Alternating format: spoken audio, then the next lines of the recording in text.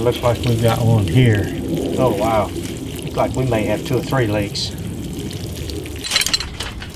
You want to pick up, these are 7/16 jam nuts, and they're fine thread.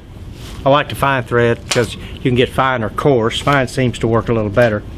Then you have this 1/4" connector. It's a brass connector.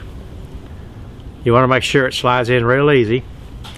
And now we're ready to go.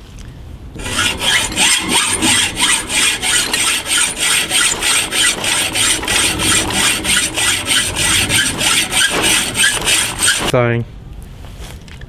I know you're not going to be able to tell, but it softens the sharp edges that don't cut the tubing. Okay, try it on your test piece. See if it's going to go on there. Oh yeah, it goes on there real easy. Okay, so now we're ready to find this on there. Slide your nut on there.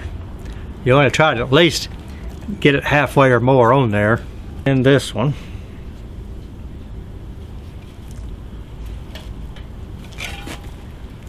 And take your hammer.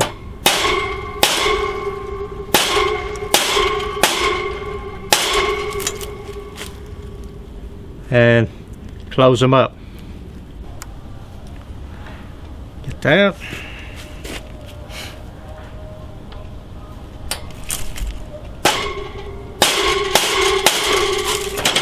Okay, pull on it, see if it's going to separate. And before you put your outside flex on there, turn the water on, but don't turn it on much or for very long, because what happens, this thing will expand and there's a possibility it could blow up in, it could get too big and blow up. We've got a really small leak.